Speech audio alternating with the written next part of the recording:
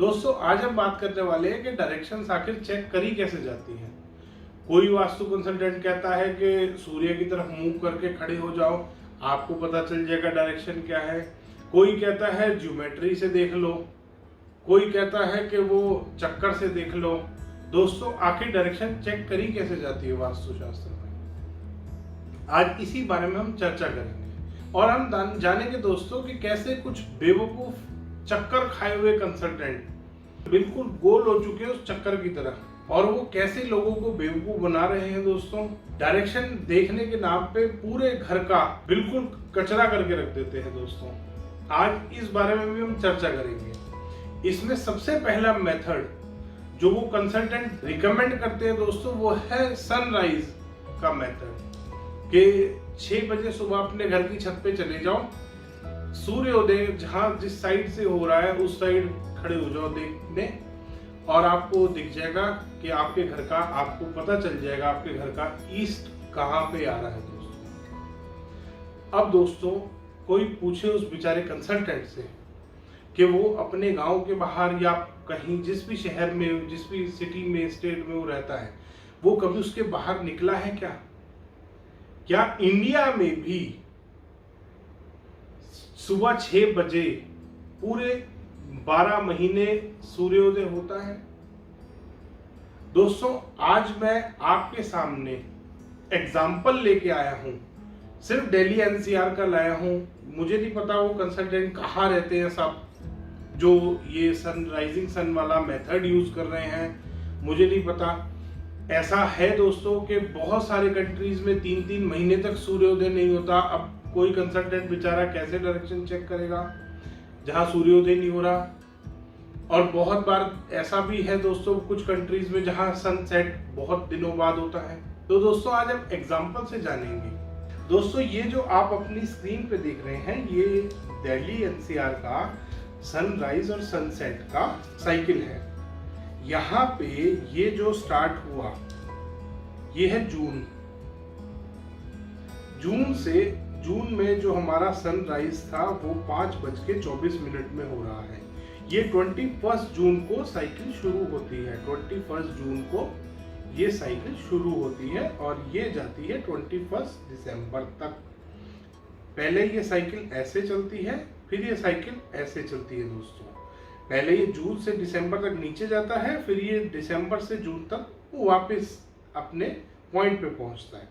तो जून में जो हमारा सनराइज हुआ वो 5:24 पे हुआ। दोस्तों अब धीरे धीरे धीरे धीरे चलते हुए उसी हिसाब से सन की डिग्री भी चलती है। दोस्तों यहाँ पे सन कितने डिग्री पे है?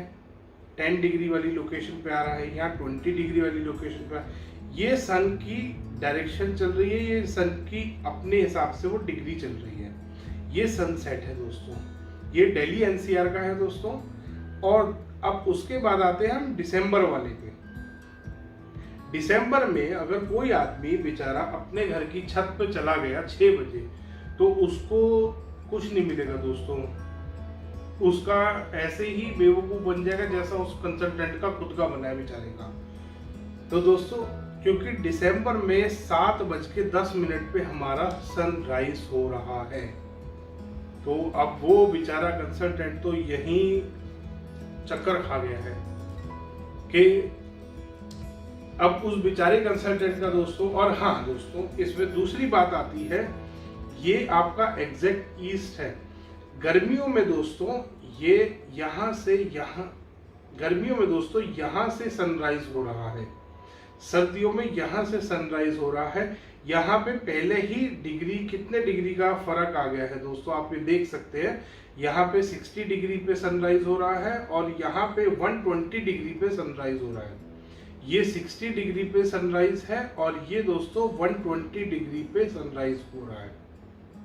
अब वो कंसल्टेंट बेचारा ईस्ट कैसे निकालेगा? उसका पहला मेथड तो दोस्तों यहीं पे ही कबाड़ हो गया। दोस्तों अब हम बात करेंगे वास्तुशास्त्र में ग्रिड्स की। दोस्तों एक चीज का हमेशा ध्यान रखें कि वास्तुशास्त्र में जोन्स कभी नहीं काटे जाते। दोस्तों वास्तुशास्त्र में जो बॉक्सेस बनाए जाते हैं उनको ग्रिड्स बोला जाता है, वो जोन्स नहीं होते। और ग्रिड्स हमेशा दोस्तों स्क्वायर या रेक्टेंगल ही काटे जाते हैं। तो आज इस बात को भी अब हम देखते हैं दोस्तों कि कैसे वो ग्रिड्स काटे जाते हैं। दोस्तों वास्तुशास्त्र में कुछ इस तरीके के ग्रिड्स काटे जाते हैं। अगर आपका स्क्वायर प्लॉट है तो ये इस तरीके के ग्रिड्स कटेंगे, और अगर आपका रेक्टेंगल प्लॉट है तो इस तरीके से वो ग्रिड्स भी थोड़े थोड़े रेक्टेंगल हो जाएंगे दोस्तों। स्क्वायर प्लॉट में दोस्तों ग्रिड स्क्वायर रहेंगे और रेक्टेंगल प्लॉट में आपके ग्रिड्स रेक्टेंगल हो जाएंगे। ये ग्रिड कभी भी दोस्तों आर्क शेप नहीं बनेंगे। ना ट्रायंगल शेप ग्रिड बनता है दोस्तों, ना आर्क शेप ग्रिड बनता है दोस्तों, और ना वास्तु में चक्कर का इस्तेमाल किया जाता है। ये मैंने अपनी पिछली वीडियो में भी आपको बताया था दोस्तों कि वास्तु शास्त्र के किसी भी ग्रंथ में, किसी भी वेद में कहीं पे भी चक्कर का विवरण नहीं है दोस्तों। वास्तु शास्त्र हमेशा ग्रिड्स पे काम करता है। वास्तु शास्त्र में चक्कर कभी नहीं था दोस्तों। पता नहीं कहां से ये कोई कंसल्टेंट उठा के ले आया इस चक्कर को। अब वो बाकी सारे जो भी वो चक्कर के चक्कर में कंसल्टेंट डूब चुके हैं दोस्तों, क्योंकि वो इजीएस्ट वे है वास्तु करने का। और गलत डायरेक्शन उस चक्कर को रखते ही, घर के नक्शे पे रखते ही दोस्तों वो डायरेक्शन, वही वास्तु घर का पूरा खराब हो जाता है। क्योंकि वो रेक्टेंगल प्लॉट में बीच में ही कहीं डायरेक्शंस कट जाती हैं दोस्तों। वो आनी चाहिए कॉर्नर में जाके डायरेक्शन, वो कहीं बीच में ही अटक के रह जाती हैं दोस्तों। आइए इसको भी देखते हैं दोस्तों। ये देखिए दोस्तों, ये एक नॉर्मल प्लॉट है दोस्तों, जिसमें कि कंसल्टेंट ने ये यहाँ पे तो ईस्ट मार्क कर दिया, यहाँ पे वो साउथ मार्क कर दिया। इस चक्कर की वजह से दोस्तों आप देख सकते हैं ये प्लॉट का सत्यानाश पीट दिया इस वास्तु कंसल्टेंट ने।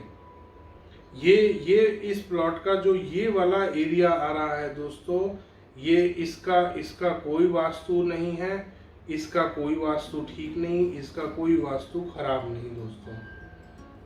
अब ये पूरा एरिया बेचारा रह गया कि इतने का तो वास्तु ठीक है, इतने का तो उसने वास्तु कर दिया, इसका वास्तु उसने छोड़ दिया और इसका भी छोड़ दिया दोस्तों।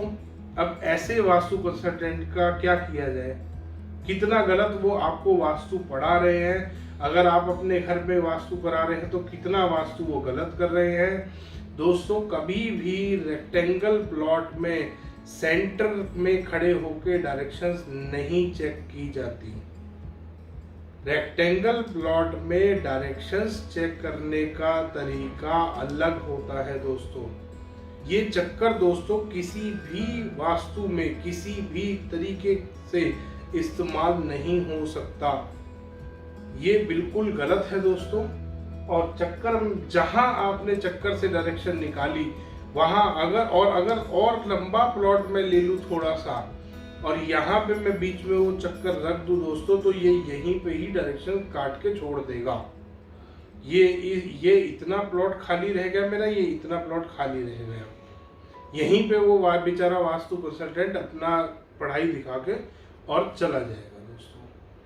तो आपको दोस्तों ऐसे कंसल्टेंट से बचना है जो ऐसी हरकतें आजकल कर रहे हैं और लोगों को बेवकूफ बना रहे हैं दोस्तों। अब तीसरी चीज आती है दोस्तों वास्तु में ज्योमेट्री की। अब एक बेचारा कंसल्टेंट है, उसने ज्योमेट्री भी डाल दी वास्तु शास्त्र में दोस्तों। ज्योमेट्री एक मैथ्स की ब्रांच है, ना कि वास्तु शास्त्र की ब्रांच है ज्योमेट्री। वास्तु शास्त्र में दोस्तों जब भी डायरेक्शंस काटी जाएंगी वो हमेशा किसी भी रेक्टेंगल या स्क्वायर या कोई भी शेप का प्लॉट है दोस्तों, वो हमेशा इक्वल होंगी। अगर प्लॉट कहीं से भी एक्सटेंडेड है या प्लॉट में कट है, उस केस में उसमें ग्रिड्स में अंतर आएगा। जिस भी डायरेक्शन में कट आ रहा है उसको हम कट मानते हैं, उसमें कट माना जाएगा दोस्तों। और कोई भी डायरेक्शन दोस्तों अगर एक्सटेंडेड है तो वो एक्सटेंडेड मानी जाती है। ये चक्कर में तो बीच में ही करके छोड़ दिया है। आइए दोस्तों इसको भी चेक करते हैं। अब दोस्तों ये हमारे पास एक प्लॉट है, north east south west rectangle plot है दोस्तों। चारों डायरेक्शंस हमने काट ली है, 1 2 3 और ये 4। ये चार हमारे पास बन गए दोस्तों। ये नॉर्थ ईस्ट साउथ वेस्ट चारों डायरेक्शन मार्क्ड है ऑलरेडी इस प्लॉट पे। तो ये 4 बॉक्सेस बन गए हमारे। ये अब उसके बाद अब वो बेचारे कंसल्टेंट क्या करते हैं, वो यहाँ पे अपना कंपास रख के और यहाँ से 45 डिग्री अपना निकाल लेते हैं और कहते हैं ये नॉर्थ ईस्ट है। कर दिया दोस्तों उसने ब्लंडर, बेचारे ने, हो गई उसकी पढ़ाई फेल, लगा दी उसने ज्योमेट्री वास्तुशास्त्र में। दोस्तों जब ये 4 डायरेक्शन आपने, डायरेक्शन नंबर 1, 2, 3 और ये 4, ये जो 4 आपने ग्रिड बनाए हैं दोस्तों, ये बॉक्सेस जो बनाए हैं, ये अगर आपने बराबर बनाए हैं दोस्तों, तो ये 45 डिग्री पे कैसे आ सकता है।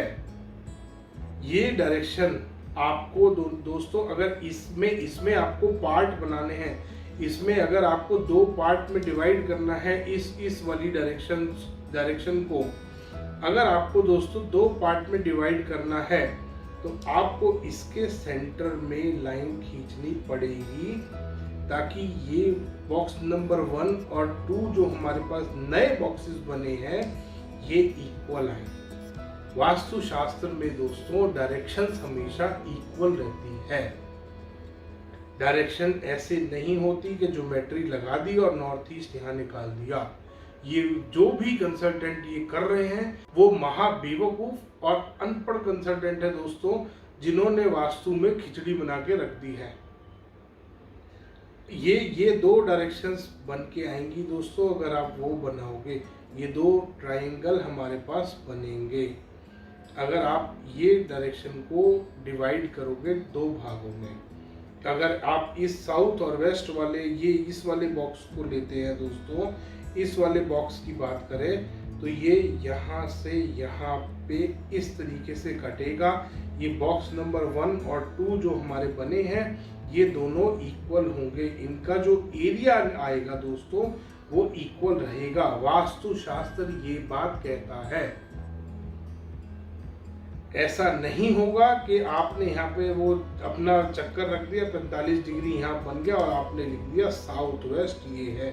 दोस्तों रेक्टेंगल प्लॉट में साउथ वेस्ट यहाँ आएगा। डायरेक्शंस इक्वल काटी जाती हैं। नॉर्थ ईस्ट यहाँ आएगा, साउथ ईस्ट यहाँ आएगा दोस्तों, और नॉर्थ वेस्ट यहाँ आएगा दोस्तों। डायरेक्शंस हमेशा इक्वल रहेंगी किसी भी रेक्टेंगल, स्क्वायर या किसी भी शेप के प्लॉट में दोस्तों। कट होगा तब ही डायरेक्शन है, अगर इक्वल नहीं आएगी, अदरवाइज हर केस में दोस्तों डायरेक्शंस हमेशा इक्वल आएगी। अब हम बात करते हैं दोस्तों कंसल्टेंट्स, आजकल एजेंट्स भी बन गए हैं। आपको जान के हैरानी होगी दोस्तों, वो वास्तु कंसल्टेंट जिसको आपने बुलाया है वो एजेंट भी है। वो बताएगा कि मैप आप इससे बनवा लो, इंटीरियर आप इससे करा लो, रेमेडी ये दे देगा आपको। तो दोस्तों उन्होंने अपना पूरा प्रोग्राम, अपना गेम सेट कर रखा है। वो एजेंट भी बन चुके हैं, क्योंकि अब वो वास्तु कंसल्टेंट नहीं रहे, वो एक ही काम नहीं करते दोस्तों, वो एजेंट भी हैं। वो इंटीरियर भी करा देंगे आपके घर का, वो रेमेडी भी करा देंगे आपके घर की, वो नक्शा भी बनवा देंगे आपके घर का। दोस्तों ध्यान करिए दोस्तों, वास्तु ऐसे वास्तु कंसल्टेंट जो एजेंट वाले हैं, इनसे तो बहुत दूर रहे दोस्तों। अब रेमेडीज की बात करते हैं दोस्तों, वो रेमेडीज में आपके घर में एक रेमेडीज लेके आ जाते हैं, बेतुकी रेमेडीज, कि ये खरगोश का जोड़ा लगा दो पैसा आ जाएगा, हरी टेप लगा दो नॉर्थ ईस्ट का टॉयलेट ठीक हो जाएगा, ये लाल टेप लगा दो पैसा आ जाएगा, ये बत्तख का जोड़ा लगा दो शादी हो जाएगी। ऐसी ऐसी बेतुकी रेमेडीज दोस्तों वो आपके घर लेके आते हैं और लाखों रुपए आपसे लेते हैं दोस्तों इन रेमेडीज के। ध्यान करिए दोस्तों, अगली बार कभी भी किसी कंसल्टेंट को आप अपने घर बुलाते हैं तो ध्यान करिए दोस्तों, ऐसे कंसल्टेंट जो वास्तु के नाम पे फ्रॉड कर रहे हैं, बेवकूफ बना रहे लोगों को, और वो अनपढ़ है खुद भी, ऐसे कंसल्टेंट से बचे दोस्तों। आप समझदार हैं। धन्यवाद दोस्तों। वीडियो पसंद आया तो लाइक करें, शेयर करें और चैनल को सब्सक्राइब करना ना भूलें। मुझे पता है वास्तु कंसल्टेंट्स को ये वीडियो बिल्कुल पसंद नहीं आया होगा। धन्यवाद।